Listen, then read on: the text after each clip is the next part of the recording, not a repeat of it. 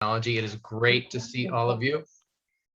We have an incredible team of volunteers, many of whom have already attended this training, many of whom are here tonight. Others will be watching this because it will be recorded so that they can brush up over the weekend on how to collect signatures effectively for a referendum. And every referendum is a little different. So this is your opportunity to hear how our power is doing it and ask questions of Andrew. Andrew Blunt, who is our field director, has done several of these trainings already and does a great job of orienting people. So thank you all. We have an incredible opportunity on Tuesday because of the election to get a whole lot of voters all in one place and to ask them one simple question, which is, can you help us out with a signature? And it's really that simple. We probably won't get into a ton of detail about policy at the polls, but you can give them the website and they'll be on their way, hopefully having signed our petition and maybe a few others that will also be at the polls. So again, Seth Berry, nice to see you all. Welcome. And I'm going to turn it right over to Andrew because there's a lot to cover tonight. So whenever you're ready, Andrew. Yeah, thank you, Seth. Appreciate the introduction and the real urgency that that you are talking about here. We do have such a fantastic opportunity ahead of us this Tuesday, and I really am so happy to see all of you here tonight to prepare yourselves as best as we can to take advantage of that. So without further ado, let's jump into it. The first thing I like to do during these trainings, before I get into the nuts and bolts of signature collection, is to remind us all why it is that we are here and why it is that we're passionate about the issue before us. Oh, I see a question in the chat right away. This session will be about an hour and 10 minutes. Thanks, Jonathan. So that goal is, as shown by this visual aid here, is to remove the profiteering investor-owned utility companies and replace them with a locally controlled consumer-owned utility.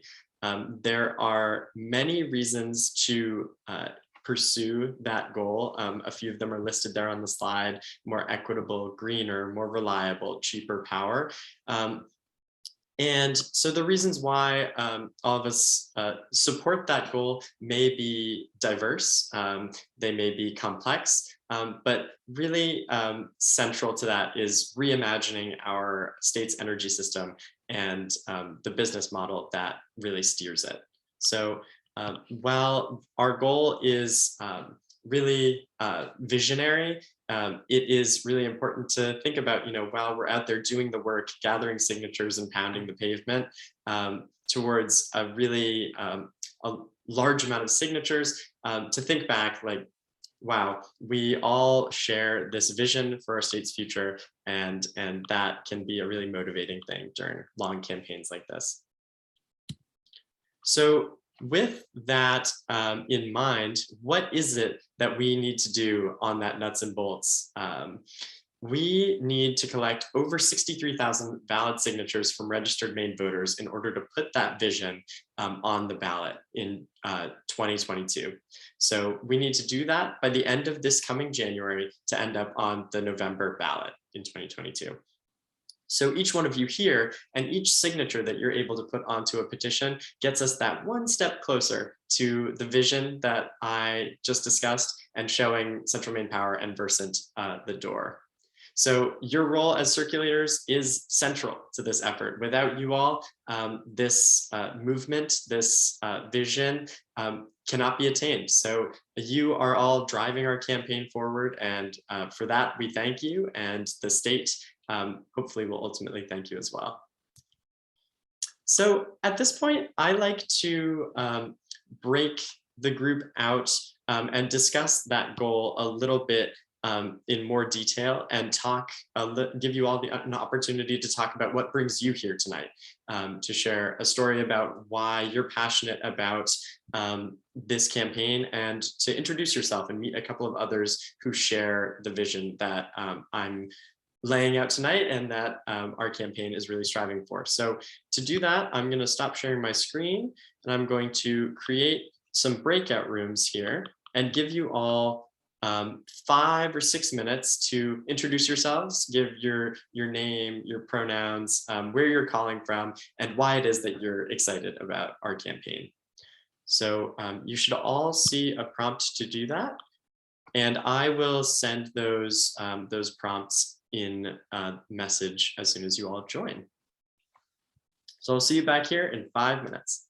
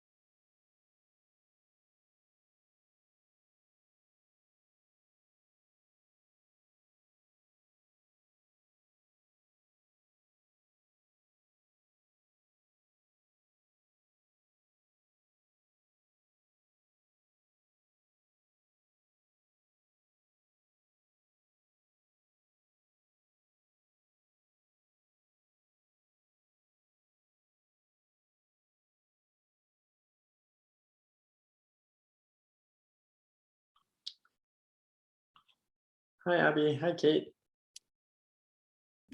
Hey. We are in breakout rooms right now doing intros. Would you like to be assigned to one? Sure, unless Sharon and Abby and I want to do intros together. Yeah, is Sharon there? I can't see Sharon. Oh, hi. Yeah, we could do intros right here. We could be our own breakout room. Also, just to let you know, this is being recorded to let folks know that when they enter. So yeah, we're just doing name, pronouns, where you're calling from, and why you're excited about the Our Power campaign. Oh, Sharon, you're muted.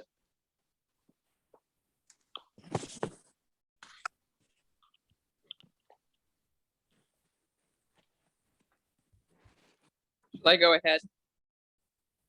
Oh, yeah, go ahead, Abby, in the meantime. Yeah, Abby Morrison from Rockland, she, hers, and I'm excited to be able to really promote renewable power in Maine and not have this mega corporation calling all the shots and providing lousy service to everybody, ripping everyone off.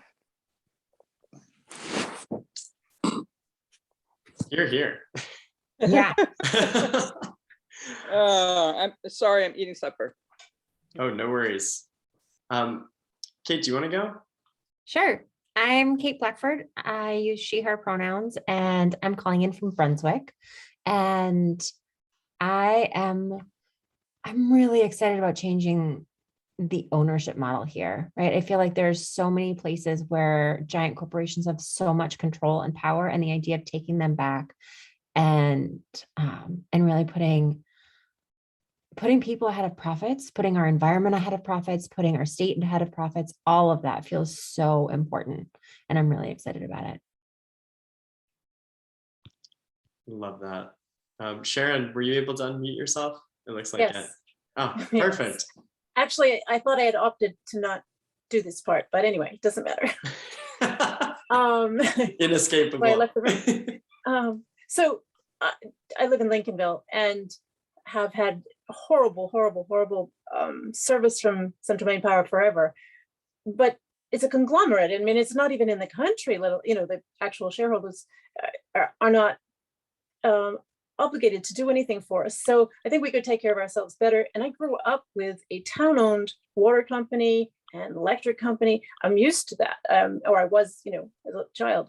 It worked fine, and they lived in the town. It mattered to them personally. They really worked for taking care of the utilities and watching out how much they were going to be charging people. So I just think it's more practical, and hopefully it will help the environment more if we can do this locally.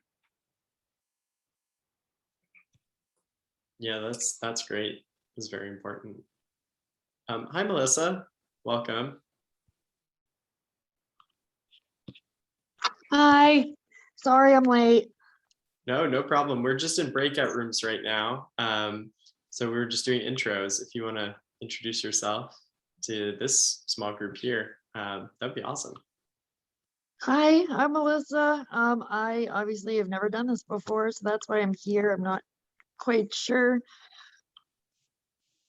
I'll be working from Auburn Hall. Great. Yeah, thank you for joining us. Yeah, I suppose I can go really quickly too. I'm Andrew, you see him pronouns, calling from Portland. New to Portland, grew up in South Berwick, and lived in Brunswick for a while as well. So I originally got involved with this campaign from a climate change perspective. I see Central Maine Power and Versant as big barriers in the state of Maine to progress on climate. And then through the Question 1 campaign, I have slowly started to feel like the democracy implications of this proposal are maybe not larger, but are really looming large for me in this moment. And just the amount of corporate influence over this election in particular, and what that means for the future of our elections in Maine. I am absolutely ready to get rid of a company that feels like they can try and manipulate public opinion like that and be as deceitful as they've been. So not to mention, of course, that they control our critical infrastructure, which is just absolutely ridiculous. So I'm excited to work with so many folks who are on the same page as me about that. And it's really exciting and empowering, and feels like a real movement. So thank you all for sharing. I'm gonna end the breakout rooms and bring folks back in.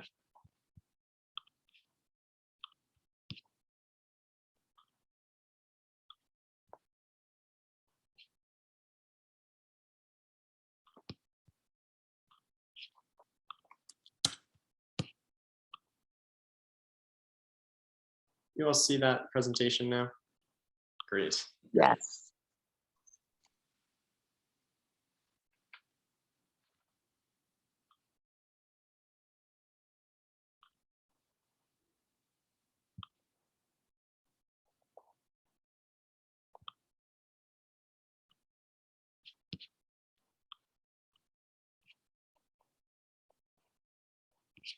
Welcome back, everyone. I think folks will be trickling in for at least the next 60 seconds.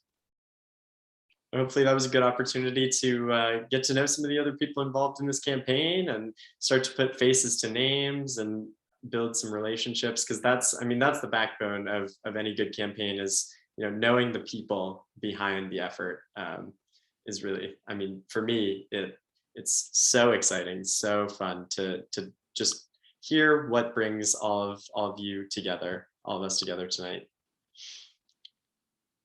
So I think everyone is back with us here. And so now I'm going to do a little bit more of the talking for the next about 50 minutes.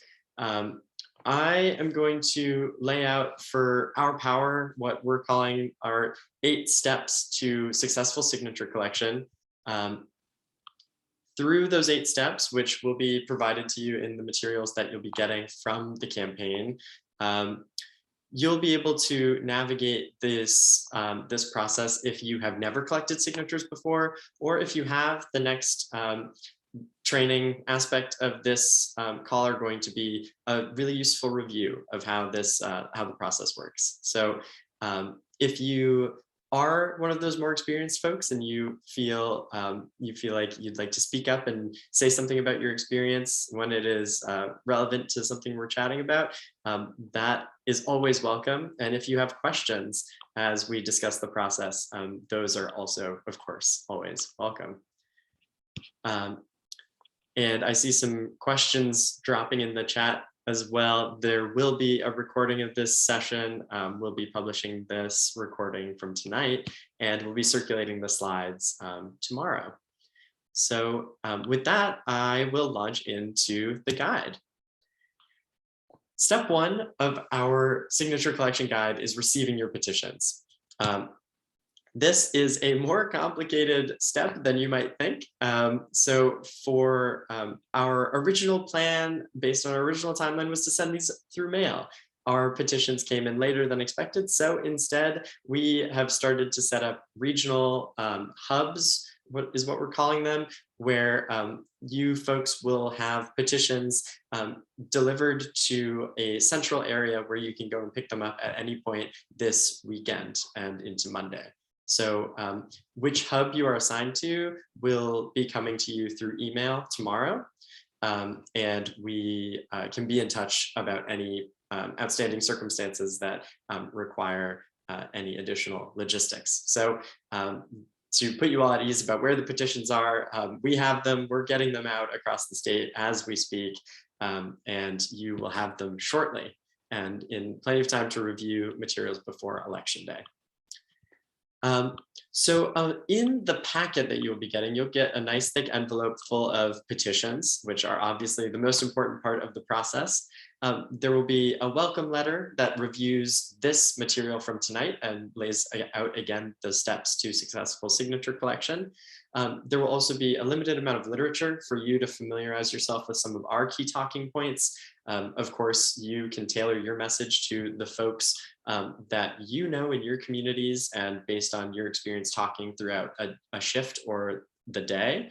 And there will also be a circulator affidavit, a form that we'll go through in step 2, as well as a return envelope, which we will talk about in step 8. So once you have received and reviewed your materials, the first step that we ask you to take is to verify that you're a registered voter. And that is where the circulator affidavit comes in handy. This picture, for those of you who are familiar with this form, is a previous iteration of the circulator affidavit. The Secretary of State's office issued us a slightly different one that's only a one-sided sheet. This form must be notarized, and so it must be signed before a notary and must get the voter registration card, a copy of your voter registration card attached to it. So for that reason, your town or city clerk is the best person to notarize this document. Most town or city halls have a notary in-house, and so you can get all of that done in a fell swoop. Importantly, because Election Day is coming up so quickly, you do not have to have filled this out ahead of circulating petitions. So don't worry if you're not able to make it there before Election Day, since you will, most of you will only have one business day to get there on Monday. And so if you can't make it on Monday, don't sweat it. You're still able to collect. But we do need one of these filled out from everyone who participates in this campaign collecting signatures, and it must be returned to us with your completed petitions come step 8. This form basically verifies that you are who you say you are, and that you are either a registered voter or that you are not a resident of the state of Maine, in which case you must agree to be subject to Maine's regulations over this process.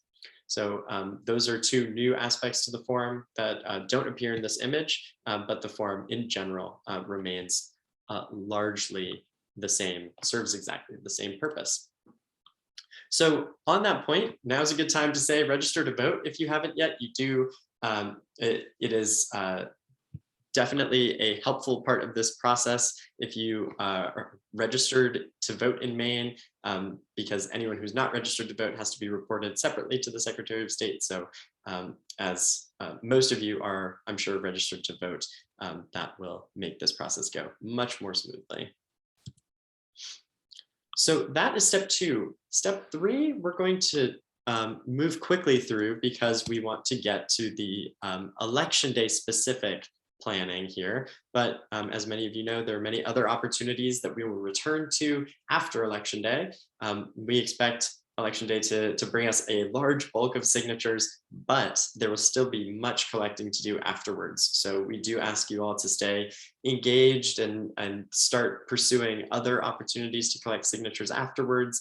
Election Day will be energizing. It will be a good opportunity to dial in your messaging while you're out collecting. And we want to keep that momentum moving. So these are all great tips here, and they will be provided to you in your materials. And we'll be in touch about opportunities post-Election Day for signature collection as well. Step 4 then is the actual act of collecting signatures. Before I move into that, and we will review the signature collecting form point by point, just to make sure that we're all very clear on the minutia of that form. Before we do that, does anyone have any questions about the things that I've gone over thus far?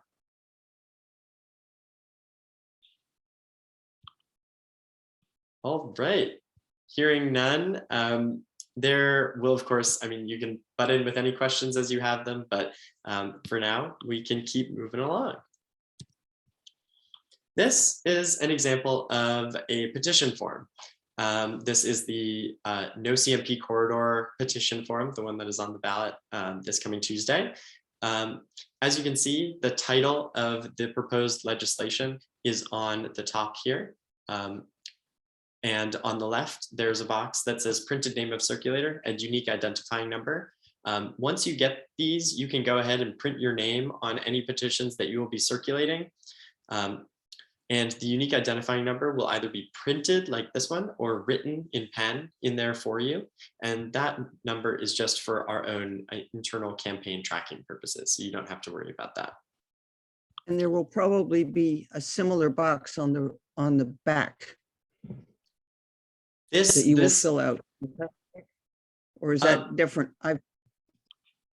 Oh, so this box here is, I suppose, technically on the back. The signature part of the form is, technically speaking, the back. There's another box that you will fill out before a notary that we'll get to in just a second, which might be what you're referring to. So just to go through these column headings here, the far left is not for your use, that is for registrar use only, and we'll talk about what a registrar is shortly. The signature column is important because it is the only column that you cannot fill out on behalf of someone signing. The rest of this information can be dictated to you and you can print it for people. This is particularly helpful when it's cold out and folks don't want to take off their gloves. But the signature column must be signed by the signatory. And that brings up an important point and a question people often ask is, can I sign for my spouse? The answer is no. The only opportunities to sign for someone else is in the case of power of attorney, in which case someone has exclusive signing power over someone else, or in cases of the American with Disabilities Act, in which case someone with disabilities can dub someone their signer in a given moment. So in each case, the person intending to sign will explain the process to you and will be able to do it. The date signed column to the right is pretty straightforward. A useful thing to note here is that there can be multiple dates signed on a single petition. You can collect on one day, get 2 signatures, and keep collecting on the same petition a couple days later, no problem. The actual street address is a tricky one in that the subheading, that small text beneath it, not a PO box, is crucial.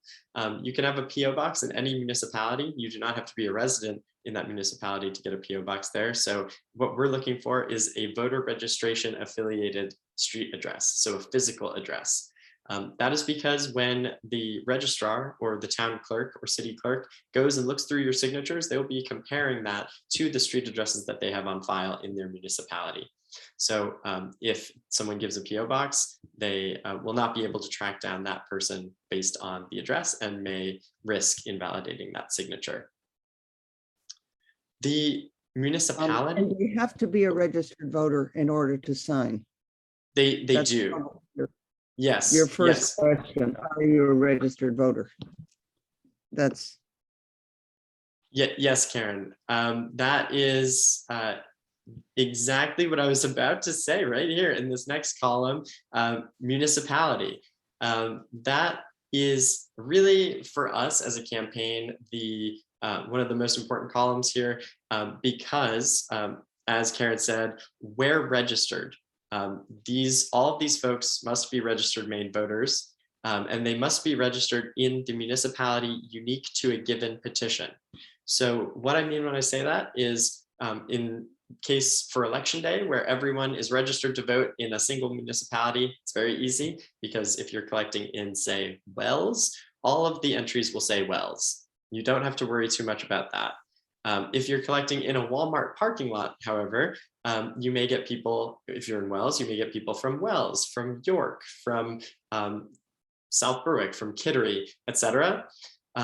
In which case you will need a different sheet for each individual municipality where folks are registered to vote.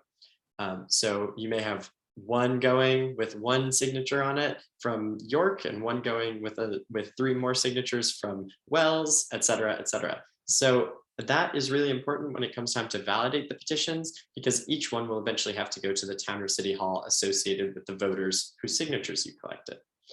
Andrew, I'm sorry, is my assumption correct that we will be at precincts when we work on election day? Yes, that is correct. So for that purpose, the municipality column is much more straightforward, and you don't have to worry nearly as much about it as you may during post-election day collecting. So then the last column here, name printed, is important in that oftentimes people think the signature must go at the end. So they print their name at the beginning and they sign at the end, but in fact it is the other way around. So you sign first and then you print your name at the end. That can confuse some people, so just to read through and make sure that folks did that correctly can be important. An important point here, one of the most important points, is legibility. So after someone signs, reading back the information that they wrote can be a useful tool. Confirming again that they're a registered voter in the municipality that they said that they are is helpful. And making sure that they signed in pen is helpful, because any signatures in pencil will be invalidated because they of course can be changed. So blue or black ink always. And an important thing to note here is if you're collecting with someone else, you each must have your own petition forms. You can't share them with a spouse or a partner or a friend.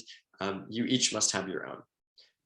If you have a blank one that hasn't, that no one has printed their name on, you can give it to someone else. We just ask as a campaign that you let us know what number you gave away so that we can then follow up with that person to make sure that the petition keeps moving along the process. So with that, I will keep moving to a different part of the petition here, which is the bottom of that same page. Like this one, ours has 30 slots for signatures. And one last thing to note on the signature entry itself is that if someone makes a mistake with the information that they're writing down, a single straight line through the column or through the row, and you can have them start again on the next row. So very simple, no problem with that. It happens all the time. And it's also important that folks write out all of the information. So no quotes to reference the above row. That doesn't work in these cases. So folks really have to write everything each time uniquely. Then Andrew, people oh. can register. Sorry, Andrew, people can register to vote at election day, right? So if they're newly registered, it's fine. If they haven't registered yet and want to sign it, you send them inside to get registered, then come back out and sign it, right? That's right. That is exactly right. Yeah. So that is part of the reason why we wait a little while to go and get the signatures verified, because the town clerks will often be entering new voter registrations. So we want to make sure that when they go and check our signatures, that the names actually pop up. So we give them a couple days to get caught up, and then you should be all set on that front. That's a great point. Yes, so same day voter registrations can, of course, sign once they've registered.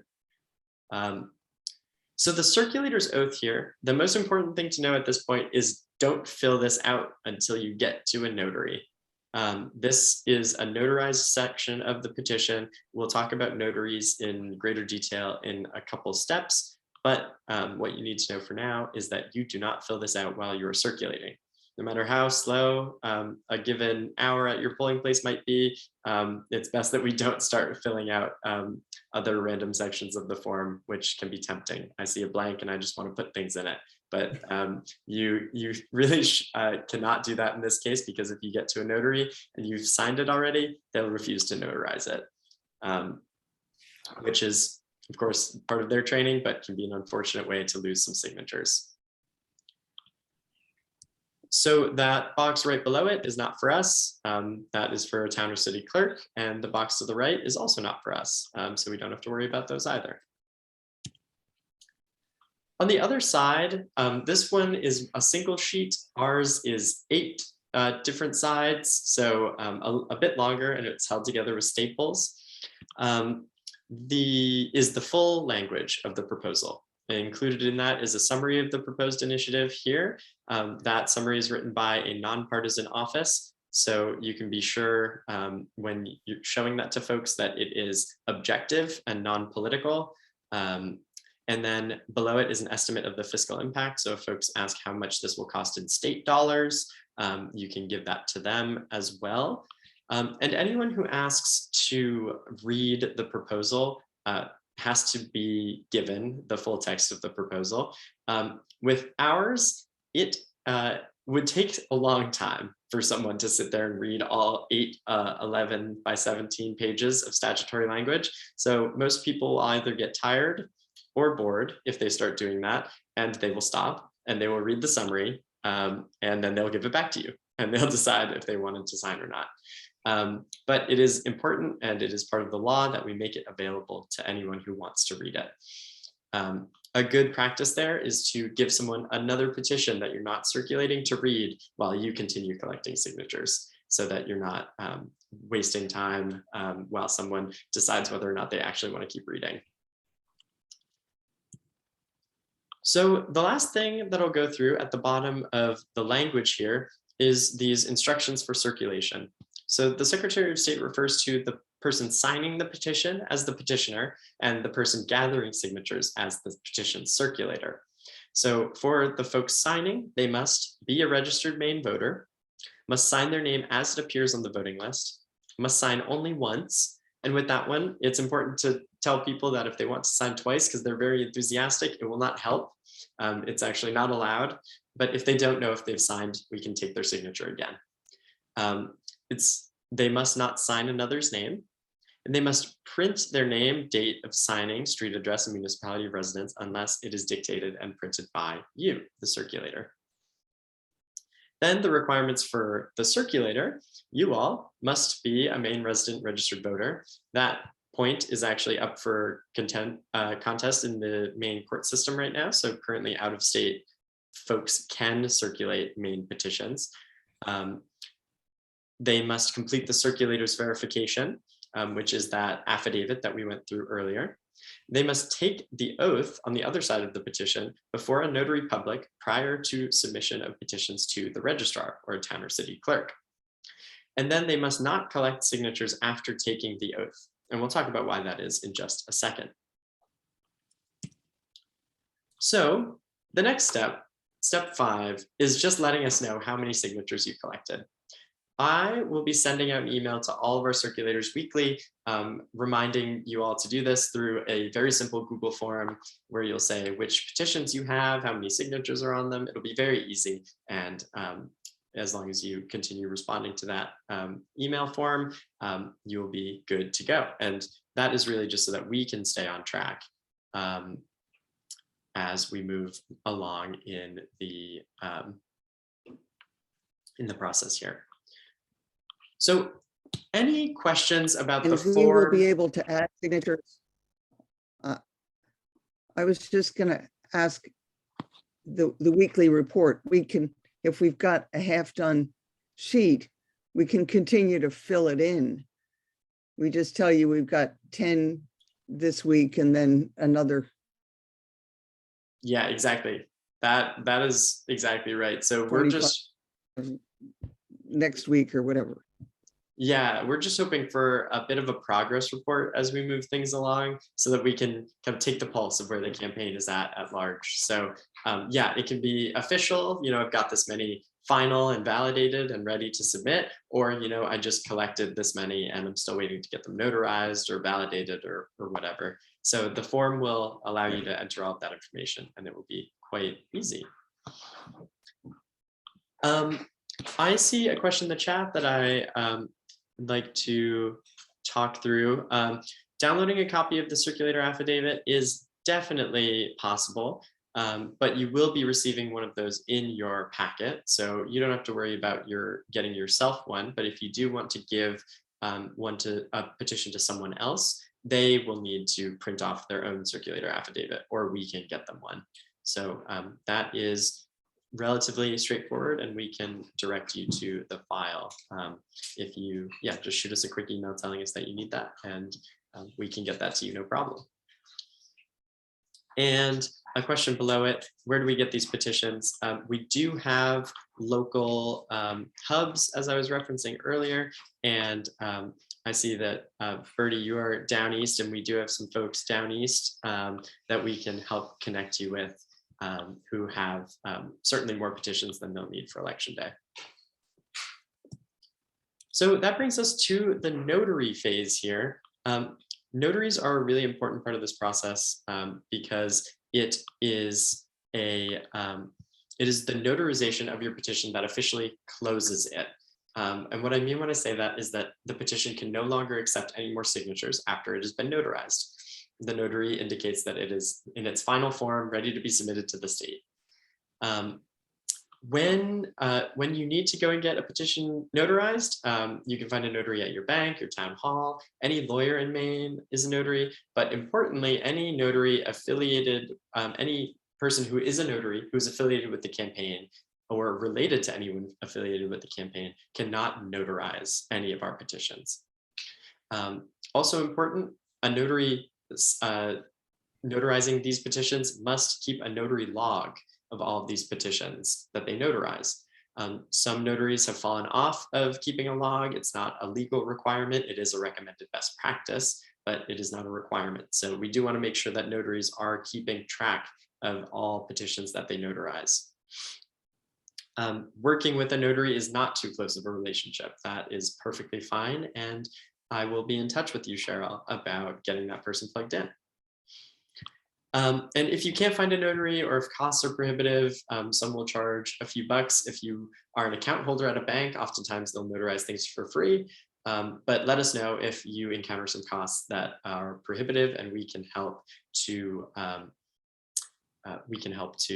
connect you with one.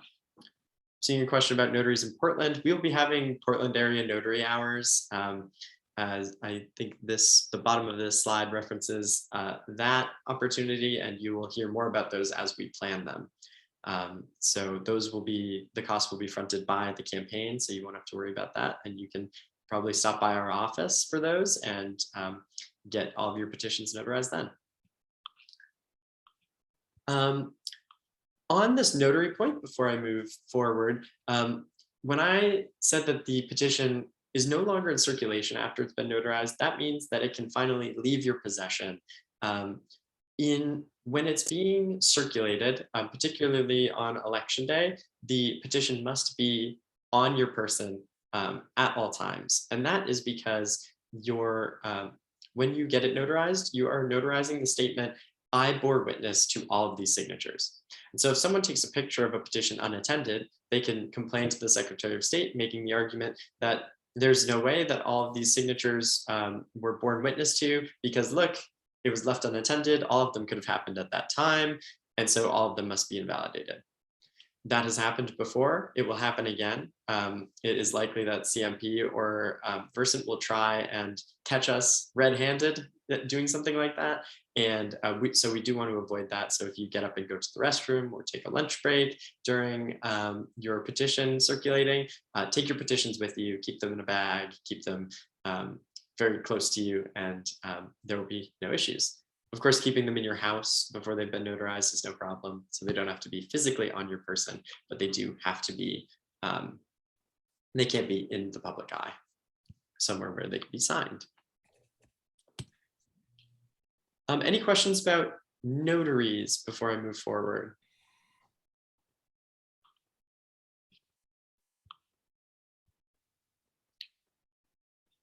All right, I see a question about folks disrupting signature collecting efforts.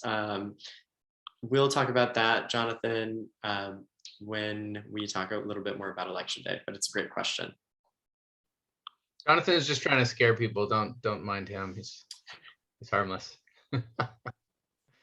So step 7 got it. here is validating notarized petitions at the corresponding city or town clerk. So at this point, I think it's most helpful to talk through this in terms of an illustrative example. So say you are collecting at a supermarket in Wiscasset. And most of the folks you're collecting for from Wiscasset, they're from Bath, they're from Damariscotta, not too far away. But one person is from Blue Hill, a 2-hour drive from where you are. And of course, you reluctantly take their signature. You say, man, that's pretty far away, but I'll take it. It's a signature. It's good. We want that. And we want you to take it. But now you have this one signature from Blue Hill. And what could you possibly do with it? So our campaign is ready to step in and help make sure that you don't have to drive that one signature to Blue Hill. We can help advise you on those instances of far-flung petitions, but that signature does have to get to Blue Hill to cross the finish line. And so we do want to make that happen. We'll have runners helping to move petitions around the state, and we are ready to step in and make sure that you don't have to drive 8 hours back and forth from Blue Hill twice just to get that one signature validated. But we definitely want you to collect it. The rest of it, as long as you tell us that you have that signature, we can make it happen. So just work with us closely, keep us in the loop about where you're getting funky signatures from, and we will make sure that, that they do cross the finish line and count towards our total. And the validation process, so that you are all aware, is truly just the town clerk comparing a petition to their voter registration log. So they go through line by line and search up the person whose name that you've collected, and they put a check if they find them in the voter registration log, and they put an X if they don't. And then at the bottom, they total them up, and that's the number of validated petitions that go to the Secretary of State. That is why it is important for us to have one municipality on one petition. While it is not a legal requirement, it is a practical requirement for this, because you could have a mixed petition that has to go then all over the place in order to get fully validated, and that is just simply impractical. So we do need you to keep them all separate, and that will really help facilitate this process. This validation phase does often take multiple business days. So that is why the Blue Hill example is even less practical. You would have to go back and forth multiple times. While smaller town clerks may do it while you wait, if they're feeling particularly generous, that is not to be expected. And so you will have to often inquire, give them a call, make sure that they're doing it or have done it before you go and retrieve them, as they have a lot of paperwork to get through, particularly after Election Day. And so in regards to Election Day, we do want to give them a couple days afterwards before going and asking them to validate our signatures, because they will be inundated with paperwork. Any questions on the validation phase?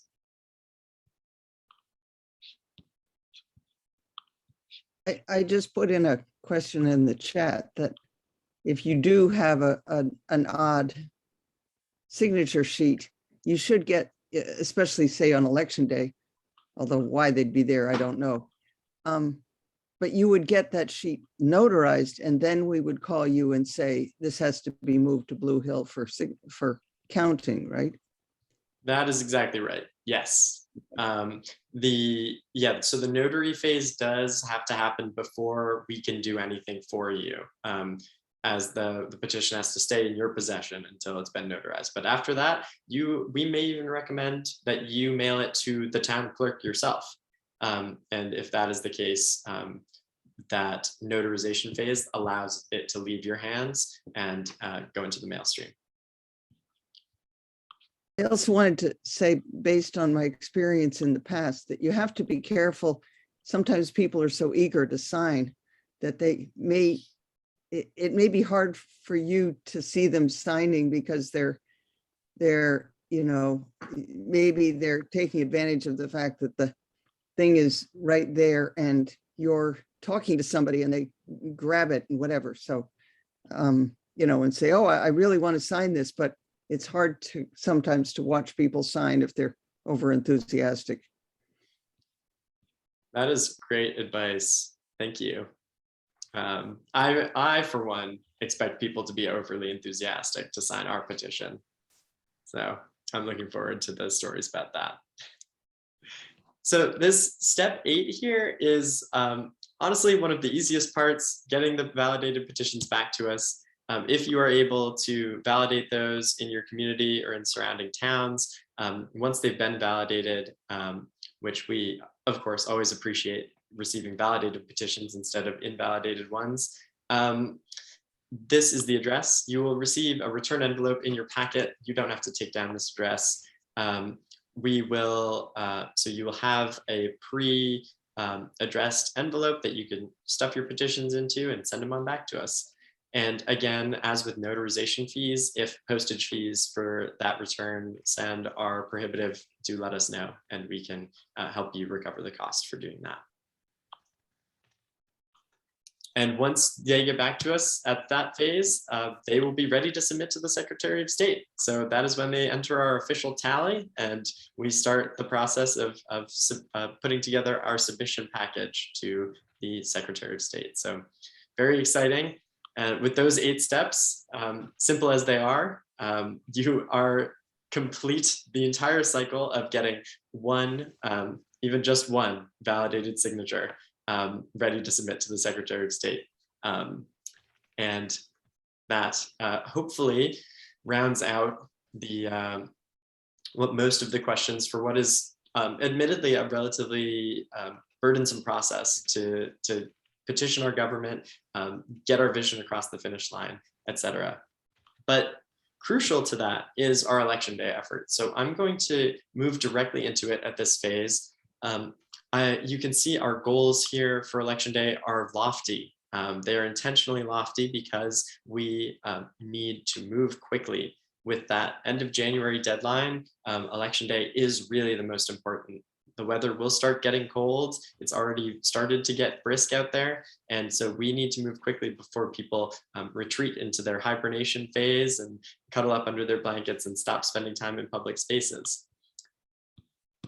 Oh, I see a good question in the chat here. The percent of votes to signatures that are typically validated, That depends heavily on where you're collecting and who you are as a circulator, what your experience level is like, and how much information you're confirming while you're out circulating.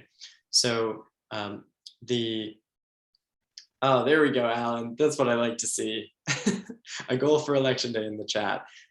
So on election day, the validation rate is typically highest that it will be because everyone is registered to vote, everyone's in the same municipality, and so no one will get thrown out for not being registered to vote because of course they just voted, so they know that they're registered. In other spaces, when folks, they say, oh yeah, I'm definitely registered to vote, and they, put down their signature and they're actually not registered to vote, or they're at the wrong address. Many things can go wrong in those instances that can lower the validation rate. But on election day, it's in the upper 90s. In other times, it can range from 60 to 80% on a good day, or towards 50 if you've just happened to get a lot of folks who think that they're registered and they aren't, or they're signing the wrong petition for a municipality they no longer live in, these sorts of things.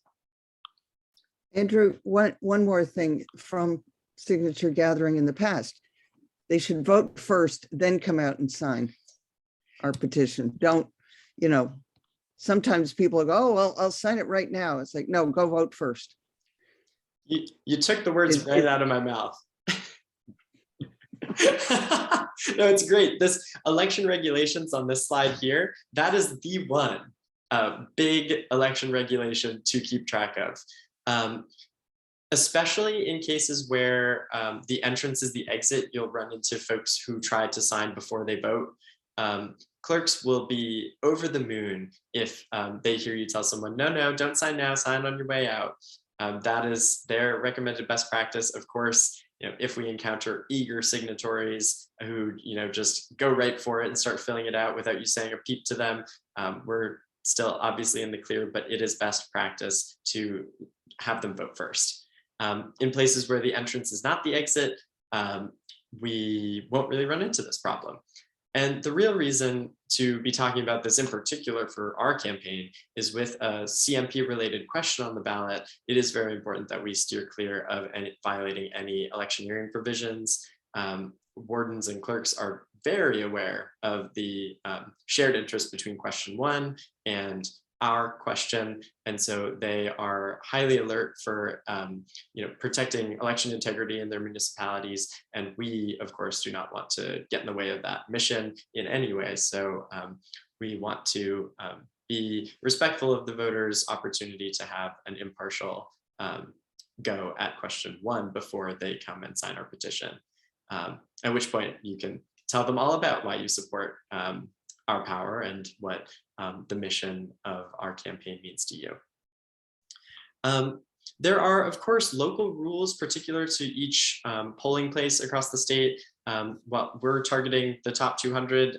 Of course, any place where you live is a great place to collect, even if it doesn't fall within those 200. So don't be discouraged. So we have also, in those 200 polling places, we have already contacted the town clerks and told them that you're going to be there. So they are expecting you. So we are really excited for you to get the chance to go and meet them, introduce yourself, and they will show you where they would like you to sit. And they'll either provide you a table and chair or show you where to set up your own. Again, that depends on polling place. So once you sign up, we can get you directions on what those practices at the particular polling place are. If you need a table and chair, we'll ask you to bring one, or if you can't because you don't have one, we can help provide one for you. And all of this, we just need to be in touch with about these things over the next 3-4 days. A couple things in particular about collecting on election day. Election day is it can be a very high flow time to collect signatures, so we need to be time efficient. Election day is not, signature gathering at large is a very distinct phase of a campaign from public education. So this is not really the time to get into policy debates and talk shop with folks who you're trying to get a signature from. This is really about getting as many signatures down on paper as you possibly can. So this big part of that is weeding through the folks who will never sign any petition ever. So if you approach someone and start with a more vague ask, like, hey, will you sign my petition? If they say no and don't ask what the petition's about at all, then they were never going to sign any petition to begin with. And so you can take them right out of the running there by just being a little bit more vague. If you approach them and say, hey, do you want to, and you start, with policy points, they might try and start a debate, which can at times be a bit hard to exit from when people are feeling civically enlightened after having voted. So that can be an important tip. It's also a good practice if you're able, and particularly in higher flow polling places, to take initiative. We are collecting amongst we are one of 3 campaigns that we'll be collecting on election day, one related to healthcare, one related to election integrity that some of you might be aware of. We are collaborating with those campaigns, but we are also, we need to be taking initiative and getting pens in hands and being, the first ones in any time possible to get those signatures. Because, if we are the 3rd person asking for a signature, that is just one more excuse for someone to maybe say, oh no, I've already signed 2, I'm gonna head out. Even though, I feel strongly that ours is incredibly important, dare I say, even the most important to me. So I must be advising you all to really take initiative and go out and get those signatures. So another fun practice that some professional signature collectors have told me about is, once you get a pen in their hand, they're signing, it's all over. You don't have to say anything else. You can change the topic entirely and they're going to finish signing. So, as soon as you get that pen in hand, you can start talking about the weather and the signature's still going on paper. So that is always a good practice. So I know someone who will actually stop talking entirely as soon as they start signing. Which is a fun tip for folks who haven't done this before. Andrew, I just want to reinforce that, because the goal is to avoid a long conversation. You're going to have a lot of people moving past your table, and what you don't want to do is get into a policy conversation, which as a policymaker is always really hard for me, but I cannot do that. I have to say, hey, here's the website, check it out, let's talk later. But as soon as I can get them to sign, you can help us with a signature. This is just so you have the choice. Learn more later. That's really what I'm after. I don't want to get into a back and forth, because then people are walking past the table and I'm missing out on all of those signatures. So changing the topic, I think that's a great strategy. Frankly. What about having 2 petitions at once going? Is that a terrible idea? That is actually a fantastic idea. You can definitely have 2 going, as long as you can ensure that, they're always in someone's hand who's signing and they're not sitting at a table unattended. That is a really great idea. And yeah, great point, Seth, on that. If you are getting into it with folks about this topic, even if they have signed and they're supportive, you're potentially losing signatures. So it is really best to keep things to, this is about getting it on the ballot. It's, details to come. Check out our website. There's plenty on the proposal. The language is public. You can go read it, and moving on and going in after more signatures. So to get back to the comment from Jonathan about opposition at the polls, it is a distinct possibility that we face opposition at the polls. So it is of the utmost importance that you all feel confident in knowing that you are within your constitutional rights to petition at the polls on election day. While I was reaching out to clerks on the campaign's behalf, I would always start my conversation with, just wanted to let you know we're going to be at the polls. Not one, I want to see if it's okay if we're at the polls, because in fact, they are guaranteed to provide us a spot at the polls, and you are all within your rights to do so. And so this is a very important point of which it is good to have a positive relationship with the clerk and the warden, because if by chance you encounter some opposition, some folks who don't agree with what we're doing, or some folks that CMPs hired guns, for example, who are trying to snag pictures of unattended petitions or something like that, it is really important to have good relationships with the clerk and warden so that they can resolve any sort of conflict that might come up that day. Those are the folks who have ultimate authority over the polling place, and so they can help you resolve any sort of conflict. And if you find yourself in conflict with the warden or clerk, we will have support through lines that you can call on election day. We can connect you with the folks that you need to remain confident and within your rights collecting for us on election day. So there's no reason to be intimidated, and we definitely have, as a campaign, the support that you need to be successful that day. I just thought of something else. This is just very common sense. Pens don't always work in the cold, so hold the pens inside your jacket so that the ink works. That is a great tip. Yeah. And if you have a gel pen, unfortunately, our campaign can't supply you with gel pens, but they don't freeze. So that is another helpful hint. Hopefully we're not below freezing on election day. It looks like it'll be quite mild, actually. So hopefully that won't be a problem in the short term, but for longer term, collecting into late November, December, definitely something to think about. So with that, I'm going to share a link in the chat here. Many of you have probably signed up to collect with us on election day already, but for those of you who haven't, definitely click on that, go fill it out. Let us know where you're interested in collecting. And if the polling place that you indicate is already full, we'll help you find a place nearby where you can be effective and help us reach even more voters that day. Thank you, Seth, for responding to some of the comments in the chat. Yes, we'll be in touch tomorrow about where your hub is and the available times for you to access your petitions. Thank you all for being flexible during this pretty chaotic period of receiving petitions and printing petitions. It's been a long road, and we are excited to finally be sending things out. So short turnaround times, but all in the spirit of building momentum and gathering those signatures as quickly as we can get those petitions in hand.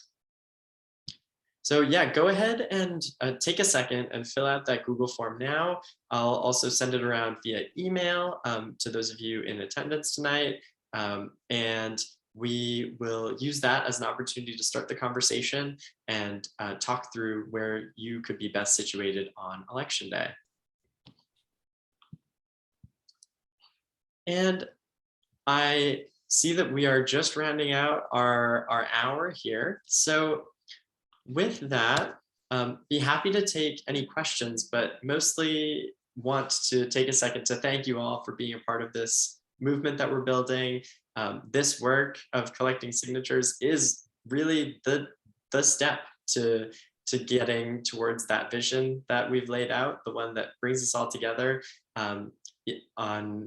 in the name of a better, more equitable, greener, cleaner energy future for our state. So thank you all for being a part of it. I am very excited to work with you all over the next coming months. And yeah, like I said, any questions, feel free to stay on. But for those of you who are all set and can only stay for the hour, have a great night.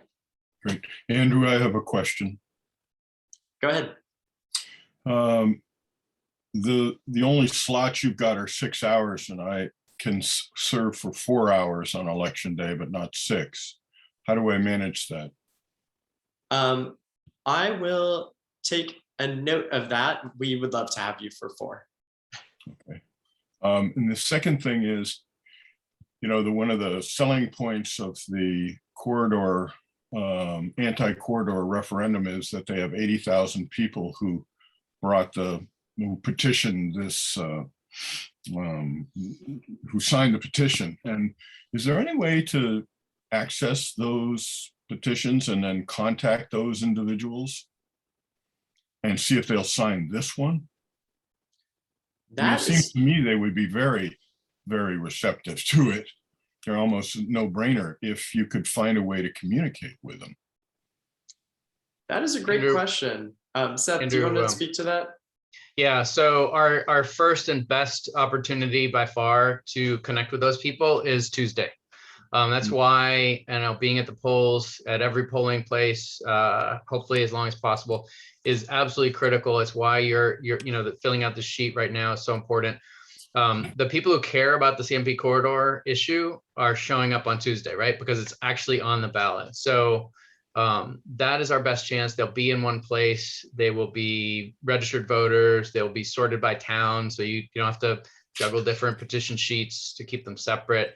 And then if there are people who have signed that, the petition last year that got question 1 on the ballot that we still need to connect with, we do have some ways of reaching out to those people, but it will be much, much harder because you'll have to literally track them down. Sandy Howard, who lives in, Vassalboro. I gotta call her up. I gotta make an arrangement. I gotta drive to Vassalboro, so it becomes a whole different level of organizational hassle.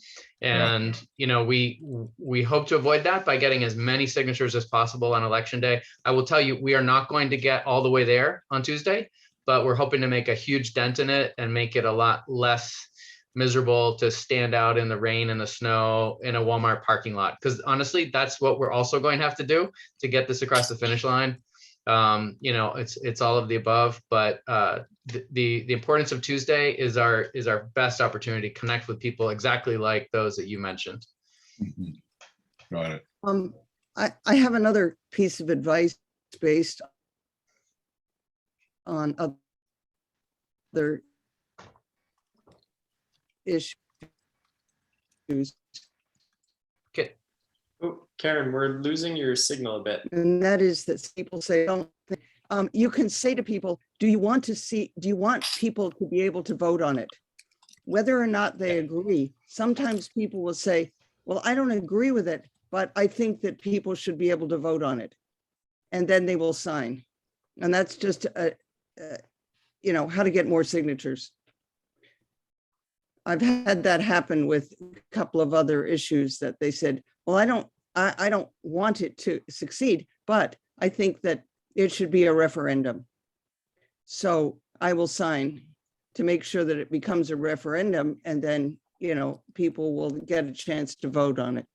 That's a great point, Karen. That's all you're asking them is, would you like to give people a choice as to who controls our energy future? That's really what they're signing for. A choice. Right now there's no choice, right? If CMP or CMP or CMP. So if you want a choice, sign here, and we'll get it on the ballot. Yeah, and they can inform their choice through education, months-long campaign, educating themselves, doing research in between now and the election. So they don't need to know everything about it to sign their name.